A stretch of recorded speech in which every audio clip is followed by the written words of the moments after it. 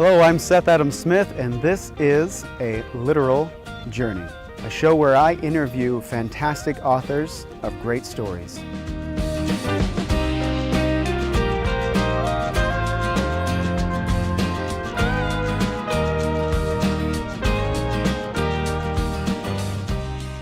Now, in today's episode, I interview Jonathan Stroud.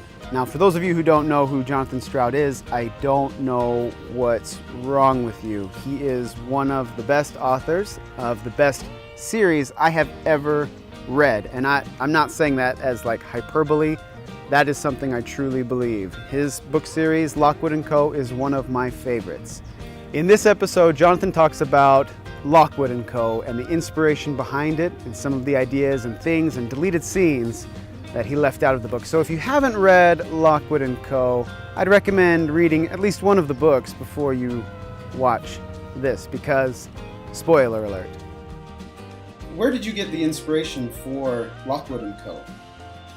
Well, I'd always enjoyed ghost stories, and for a long time I'd been kind of itching to do one of my own. And I sort of sat down one day and began writing my way into it. And usually what happens is I'll just improvise and I'll just see what happens. I'll do a scene, I'll throw a couple of characters together, see what happens when they interact. And I began one day a few years ago with a scene with two kids, a boy and a girl, wearing modern clothes, but with swords, which was quite exciting, coming up to the door of a house in London, knocking on the door, and they're going to go in and fight a ghost. And I liked this scene, about 3 pages long. I had no idea where the story was going to go. I didn't know who these kids were or why there were no adults. You know, it was just this kernel of a scene. But I liked the fact that my kids were the protagonists and that they were empowered. You know, they had weapons, they had kit they were going to use to deal with the supernatural enemy. So from that single point, this whole series began. Wow. And in writing the whole series, because I assume you're done, it has been said that this is the final novel. Yeah. So I have to assume you're done. Well, I always leave these things open. You never know. In fact, actually, I was in the British Museum just yesterday, making some notes and putting down a few ideas for possible Lockwood stories. So, you know, there's always the sense that it might, you know, it's still out there. But there are other projects to pursue as well. Well, I'm glad you said that. If anything, I'm glad you said that, because I can't tell you how many times I've gone to Google and I've typed in Lockwood Co 6. Like it's an autofill now for me. It pulls up. But in the past 5 books that you've written, what was your favorite scene that you wrote? Oh wow, favorite scene? That's a great question. No one's ever asked me that, actually. Well, the beauty of doing a series is that you can keep kind of playing around and expanding and sort of testing yourself. One of my favorite scenes, I think, is it kind of comes midway in the series, in the Hollow Boy, which is the 3rd book. When it's towards the end of the book, there's been a lot of big ghost action with poltergeists and all kinds of sort of pretty cinematic carnage going on. And then there's this scene between Lucy, who's our heroine, and Lockwood, very, very sort of intimate, sort of lo-fi kind of scene, where a lot of emotions are kind of swirling around. And being British and repressed, I tend to keep it all sort of very much under wraps. But there's a lot bubbling along. And when I wrote it, I had that, you know, sometimes you get that kind of feeling when you just know that you know it's right. You know, it really felt good. It felt good to do that. So I still look back on that little sort of chapter and a half at the end of the Hollow Boy, one of my favourite bits. And that's when they're in the basically it's the catacombs. It's underneath Acmere, right?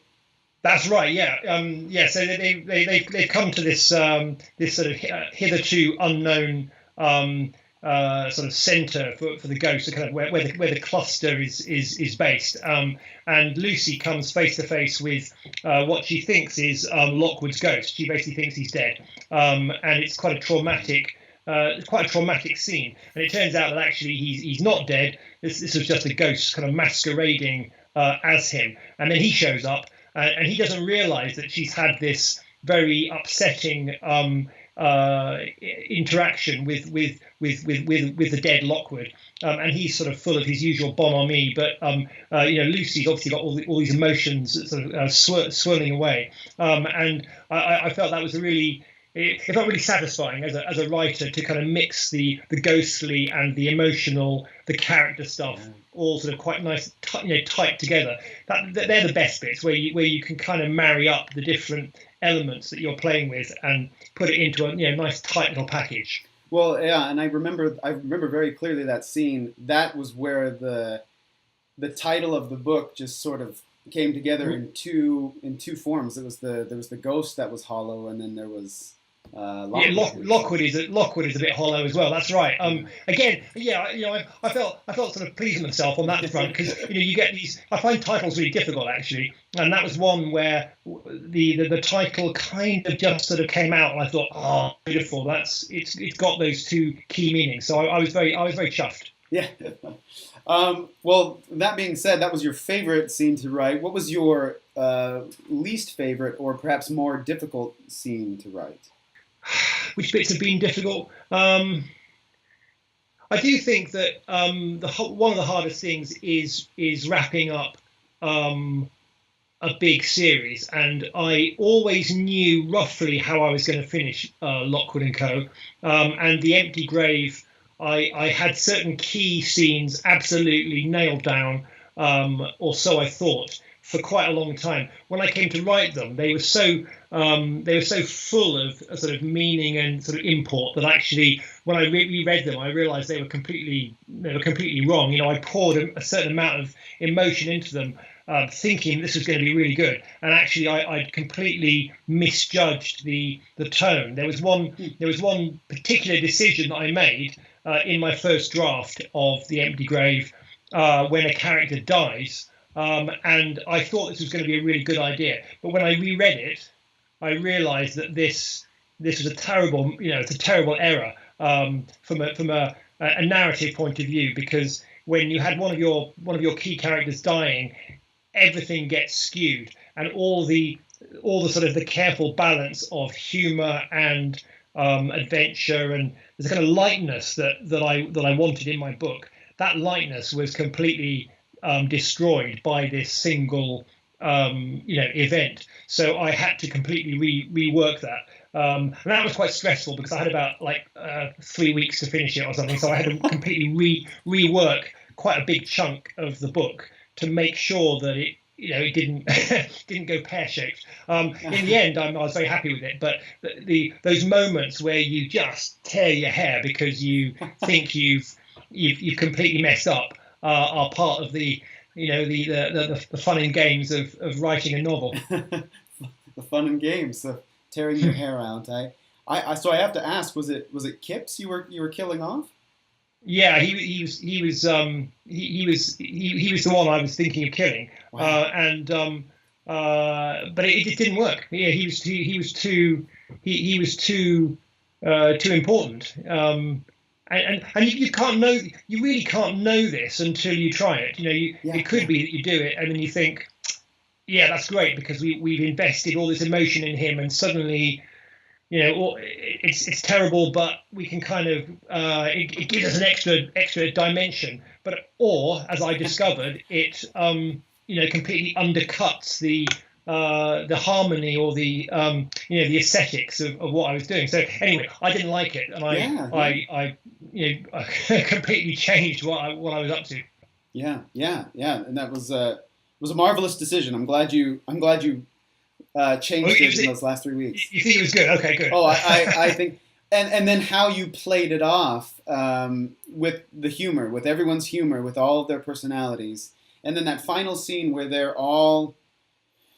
It's the resolution. It's the end of the book where they're all at the table, all of them. Yeah. And they're all talking to each other just as they would a normal day. Really, they're talking about everything and going about their business, and there's this sense of completion, like this is right. This is a good scene. This is how it's supposed to be. So I think that was a a great way to. I'm really happy I'm really happy you say that. I think it's as far as the series went, I as I wrote it, I realised that it was really important to balance all the kind of dark, sinister, morbid, scary stuff with something that was much more light and life affirming, and the symbol of it is them sitting around a table, eating some cream buns and donuts, and making stupid jokes, and that was that was the thing that I came to rely on as a really important element. So I felt that exactly that you have this sort of big epoch-making ending with all the sort of excitement going on, but at the end of the day, it comes back down to our friends sitting at the table.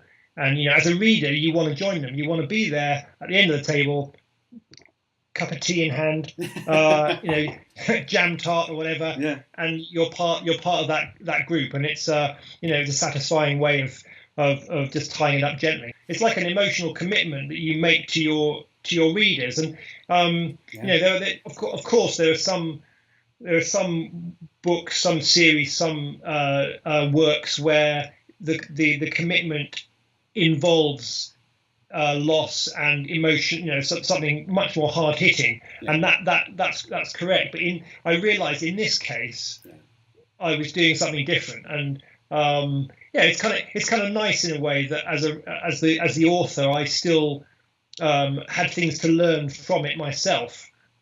Right at the end, I was just lucky. I managed to get it done before my editors came around and beat me over the head with a hammer. It's pretty remarkable because the feeling doesn't feel rushed at all. It feels very well mapped out, very well thought out, very well designed. So, congratulations. That's really nice. Again, it's nice to hear. It's a kind of sleight of hand thing. I think with when you're writing some scenes, you'll write it and it'll be absolutely bang on. You never change a word. It just comes out right. Other ones you work on it, you write it again, you move it, you fiddle with it, you cut it, you bring it back in another book. There's one ghost that turns up in the fourth book that I'd originally written for the third book, but I cut it out because I thought it was made a bit long, and so you're constantly sort of cutting and pasting, and but behind the scenes it's all plasters and sticky tape to kind of keep everything together.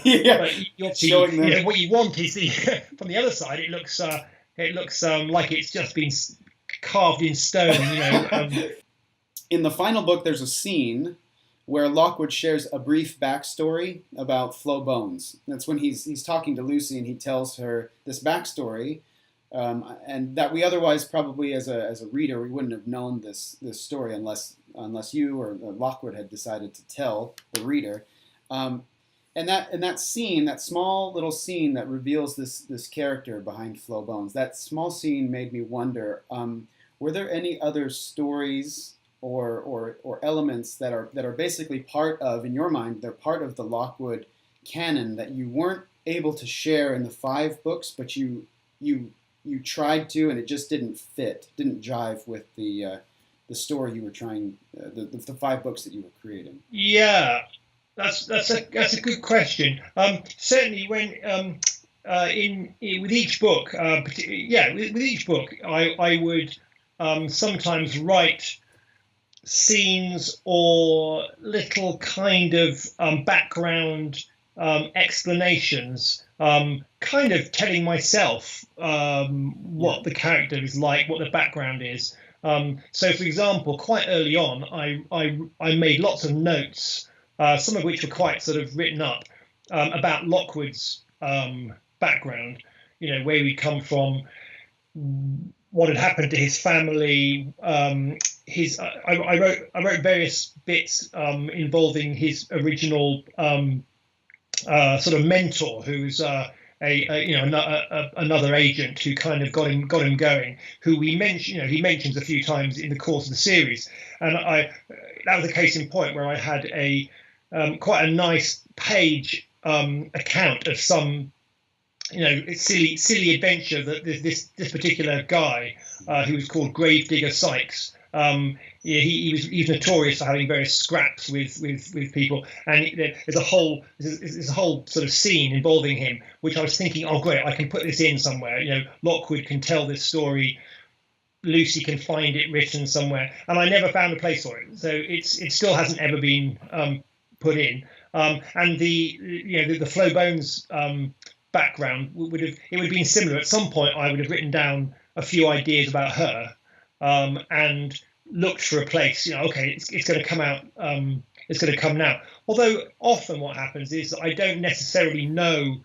I don't think I really knew much about Flo Bones at all up until the 5th book. I think I was always, feeling my way in. She's like this. This is what she does. She's clearly got a story. She's clearly got a relationship with Lockwood.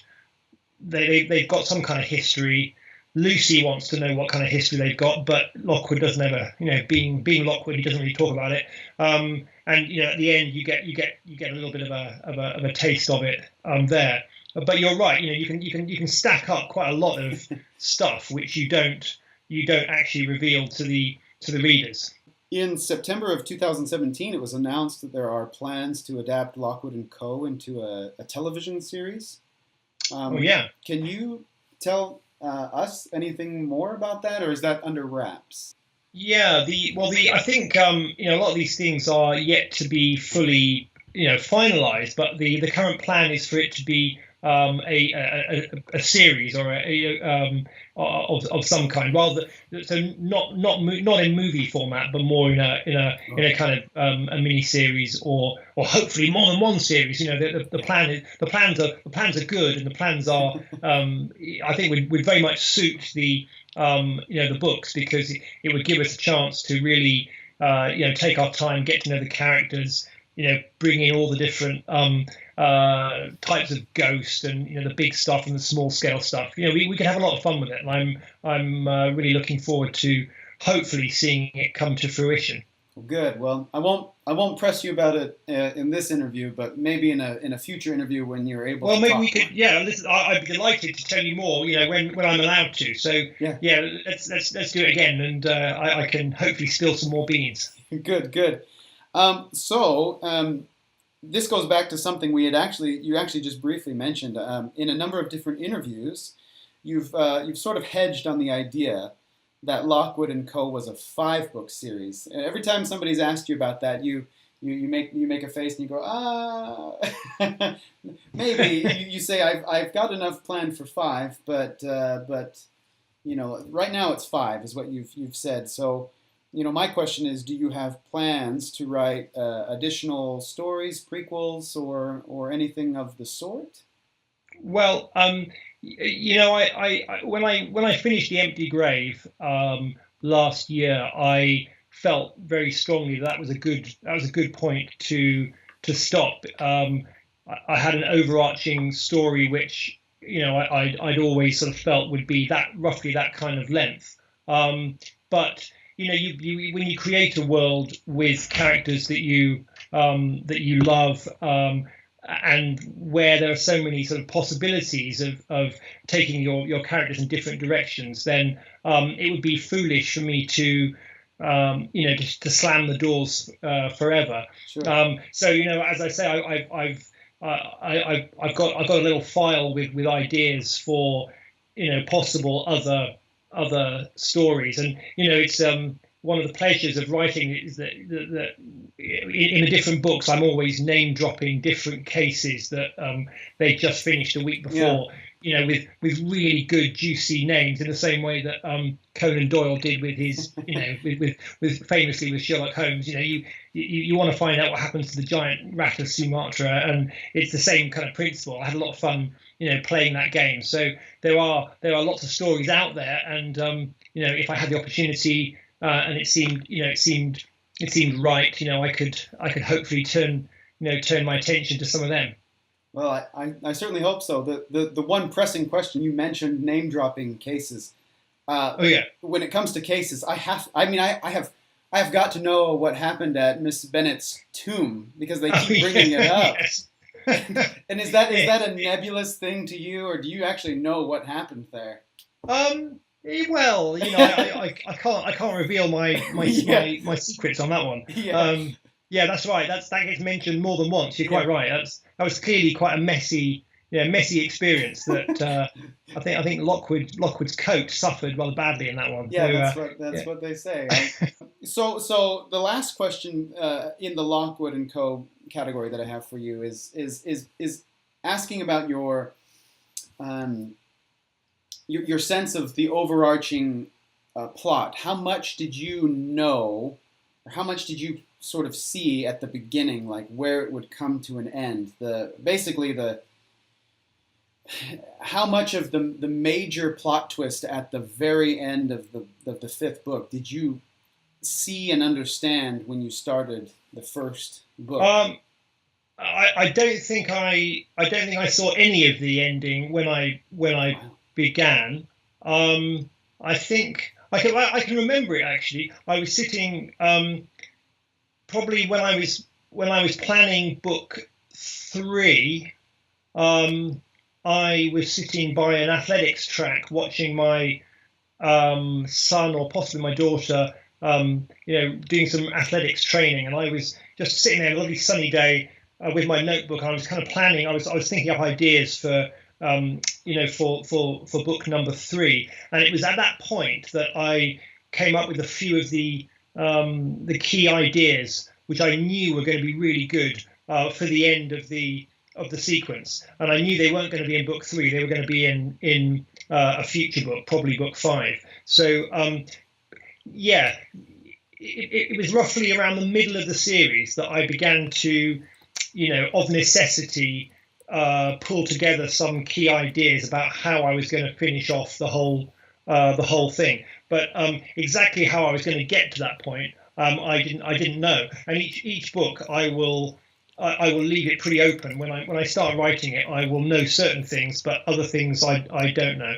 I think it's important for me anyway to keep it open ended in that sense. So even when I was working on The Empty Grave, I didn't have a clear idea exactly how I was going to fit a lot of these elements together, like we discussed about Kips. I had certain ideas about what was going to be in the book. Didn't work out. So you can never tell until you get there. Yeah, yeah. Well, that's remarkable because I did. You get the sense at the very beginning of the book that there are certain key players that are Yeah. Into something deep. And I suppose that's true. That yeah. So probably in the first book, I sowed various seeds of what I thought, things that I thought were going to probably be pretty key, and I sort of threw them into the narrative in a kind of in a vague way, Yeah. putting a few little clues, little signposts in, but in a way they're kind of clues and signposts for me as well. They're sort of they're going to guide me to the next stage of the story, and I'll think, oh, that was quite good. I like that clue. I'm going to develop that in book two and see where that goes, and that was interesting. So actually, although yes, you're right. There was stuff even in the first book which leads directly to the end, but exactly how I was going to get there and what it really meant, I only sort of figured it out as I was going. Remarkable because it feels so seamless. It's perfect. I can go back and listen to or read the books and I don't feel a bump. I don't see that's great.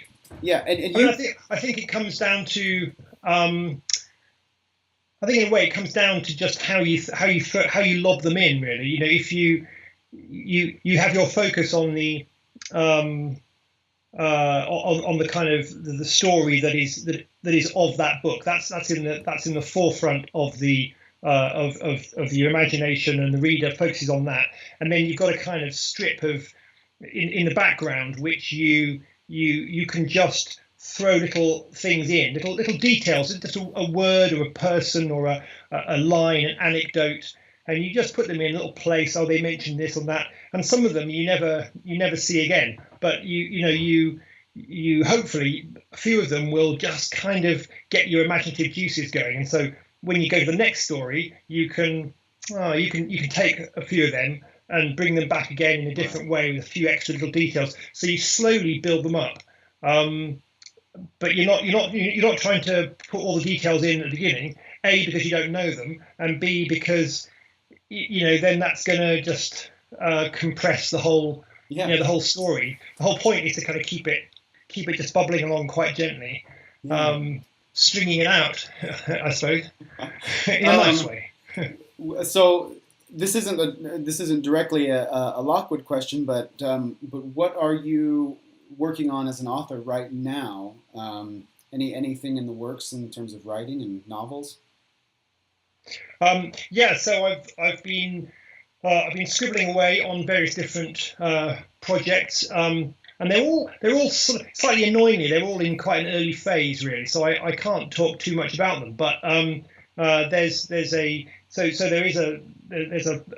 Lockwood file, with ideas that may one day see the light of day. There's another novel that I've started, which in fact I've just sent to the publishers just last week. So I'm waiting to see what their response is. And again, it's a similar sort of thing that I've got an idea. I've got a rough notion of which way it'll go, but I haven't got a clue yet about how it would actually play out. I guess it might be have a few books in, but I'm at that very early phase where I'm really just lobbing ideas around and seeing whether A, people like it, and B, whether it's has got enough grist to actually keep me interested for the next few years. It's quite a big commitment. If you're going to do a series, you're talking about several years focus really. And at the moment, I'm not focused. I've got about 3 or 4 different things, all of which are pulling me in different directions, which is kind of nice. But at some point, I'm going to have to plump for one. Yeah. I've never heard that phrase, grist. I'm not sure it's a correct phrase. I like it. I get it. It means enough to sustain you, right? Enough. It's sort of gritty and enough substance. Yeah. Because if you're writing a book, you obviously want it to be. You want it to have a sort of smooth surface with lots of good stories and lots of adventures and action, and you want a certain slickness, but behind that there's got to be some substance. There's got to be something a bit more kind of knotty and tangled and interesting, and it's going to take you and the readers a few books to tease it apart and find out what it's all about. Hey, thanks so much for watching. If you like this show, there's plenty more to come, so go ahead and hit the subscribe button. Really, just subscribe. Just press the button. Please, do it.